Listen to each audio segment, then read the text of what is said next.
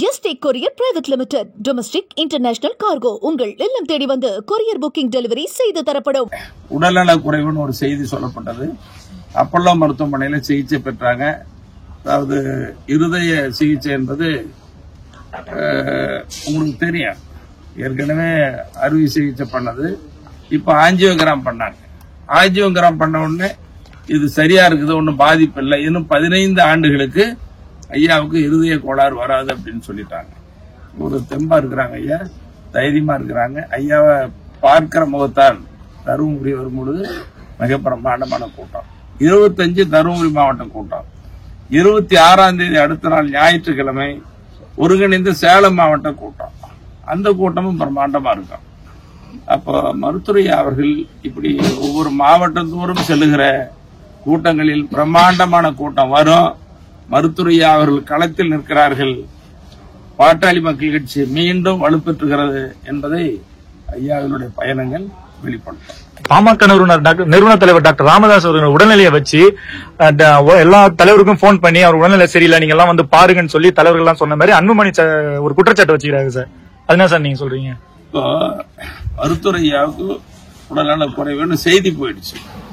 ஒரு ஆஞ்சியோகிராம் நல்லா இருக்குதுன்னு சொன்னா கூட அது தமிழ்நாட்டில் மட்டும் இல்ல, இந்திய அளவில் மற்ற மாநில தலைவர்கள், தேசிய தலைவர்கள் எல்லாம் மதிக்கிற ஒரு தலைவர் மருத்துவ ஐயா. குறிப்பா சமூக நீதின மருத்துவ ஐயா என்ற அடையாளம் இந்தியா முழுவதும் இருக்குது.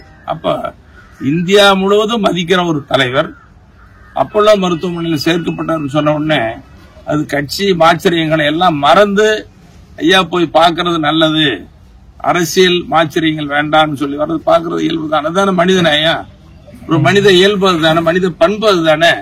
அந்த மனித பண்பை நிரூபிக்கிற வகையில தான் எல்லா கட்சி தலைவர்களும் வந்தாங்க. ஒரு தலைவர்கள் வரல.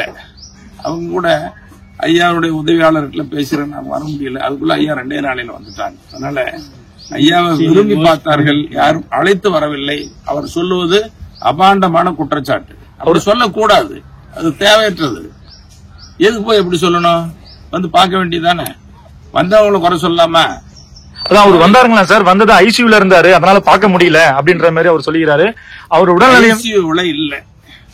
இன்னும் சொல்ல போனா ஆஞ்சியோகிராம் பண்ணும்பொழுது கூட ஐயாவுக்கு மயக்க மருந்து எல்லாம் கொடுக்கல. மயக்க மருந்து கொடுக்காதான் பண்ணிருக்காரு. எனக்கு கூட ஆஞ்சியோ பண்ணாங்க, மயக்க மருந்து கொடுக்க கொஞ்ச நேரத்துல உங்க இதயம் எப்படி துடிக்குது பாருங்கன்னு சொல்லி டிவியில காட்டுறாங்க. இப்படி ஐயா பார்த்துட்டு தான் இருந்திருக்காரு. ஐசியூல இல்ல. அவரை வச்சுக்கிட்டு வந்து தேவையில்லாத வேலை பார்த்துட்டு இருக்கிறாங்க, தொலைச்சிருவேன் அப்படின்ற மாதிரி அன்புமணி ராமதாஸ் சொல்லிக்கிறாங்க. சரி, இது நல்ல பண்பா? இது அரசியல்ல பேசுற நாகரிகமான பேச்சா? இது தேவையில்லாத பேச்சு, விரும்பத்தகாத பேச்சு. அப்புறம் இன்னைக்கு 400க்கும் மேற்பட்டவர்கள் வந்து ஐயாவால நியமனம் பெற்றிருக்கிறார்கள். இது மாநில பொறுப்பு, மாவட்ட பொறுப்பு, ஒன்றிய, நகர, பேரூர் பொறுப்பாளர் வந்திருக்கிறாங்க. இன்னும் நிறைய வரப்போறாங்க. காலை நானும் வர நேரம் ஆயிடுச்சு. இன்னைக்கு ஐயா அவர்களால் தொடங்கப்பட்ட நம்முடைய கல்வி கோயில் கல்லூரி வளாகத்துல, இன்னைக்கு சரஸ்வதி சட்டக்கல்லூரி வளாகத்துல ஏறக்குறைய 25 மாவட்டங்களிலிருந்து 800க்கும் மேற்பட்ட மாணவ மாணவிகள், விளையாட்டு வீரர்கள், வீராங்கனைகள்லாம் வந்து பங்கேற்று இருக்கிறாங்க. போய் பார்த்தா பிரம்மாண்டமா இருக்குது. அந்த விளையாட்டு போட்டி காண்பதற்கு அவ்வளவு காலையில அதை தொடங்கி வச்சுட்டு ஐயா இப்ப முடிச்சு வைக்க போறாங்க மாலையில. ஆனா அவசரமா சென்னைக்கு போனேன். சென்னையில நாளைக்கு சட்டமன்ற கூட்டத்தொடர், அதுக்காக சட்டமன்ற குழு தலைவர்கள் கூட்டம் இருந்துச்சு. இதுல பாட்டாளி மக்கள் கட்சியின் சார்பில் இந்த ஜி.கே. மணி ஐயா நியமனம் வச்சிருக்காங்க. அதுக்காக நானும் போய் கூட்டத்தில் கலந்துக்கிட்டு வந்துருக்கேன். பாட்டாளி மக்கள் கட்சியின் சட்டமன்ற குழு தலைவர் ஜி.கே. மணின்னு சொல்லிட்டாங்க. கொறடா அருள் தான் சேலம் சட்டமன்ற உறுப்பினர் சொல்லிட்டாங்க. அது ஒன்றும் மாற்றம் இருக்காது. ஐயா தான் எல்லாத்துக்கும் வழிகாட்டி தலைவர். சார், 41 கரூர்ல 41 பேர் உயிரிழந்தாங்கல்ல சார் விஜயோட மாநாட்டுல கேம்பிங்ல. அதனுடைய சிபிஐ விசாரணை இன்னைக்கு வந்து உயர்நீதிமன்றம் வந்து உத்தரவிட்டுக்கிறாங்க சார். அது எப்படி சார் பாக்குறீங்க? அதாவது மனித உயிர் விலை மதிக்க முடியாதது. அங்க கரூர்ல நடந்த சம்பவம் அடுத்த வினாடியே முதல்ல இரங்கல் தெரிவிச்ச அறிக்கையில சொன்னது மருத்துவரையா தான். எப்பவுமே பாத்தீங்கன்னா காலகாலமா எந்த பிரச்சனை கூட முதல்ல குரல் கொடுக்கறது ஐயா தான். முதல்ல குரல் கொடுத்தது ஐயா தான். இரங்கல் செய்தி சொன்னாங்க.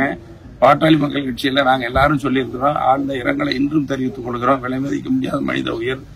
அதுல உண்மையான நீதி விசாரணை வேண்டும். சிபிஐ விசாரிக்கிறத வரவேற்கக்கூடியதுதான். அதுல ஒன்றும் மாற்றுதல். பல்வேறு அரசியல் கட்சியினர் வந்து போய் பார்த்துட்டு வந்துருக்காங்க. இன்னும் பாமக சார்பா வந்து இது வரையும் யாரும் போகல. பாட்டாளி மக்கள் கட்சியின் சார்பில் எங்க குழு போய் பார்த்தாங்க. பார்த்துட்டு வீடுகளுக்கெல்லாம் போய் ஆறுதல் சொல்லியிருக்கோம். சரி ஐயா, ஐயா போறதுக்கான வாய்ப்பு இருக்குதாங்க சார் கரூருக்கு? இல்ல, ஐயா தான் அறிக்கையில சொல்லிட்டாங்க. அங்க இருக்கிற நிர்வாகிகள் போனாங்க, கைபேசியில போட்டு கொடுத்தாங்க, பேசிருக்காங்க.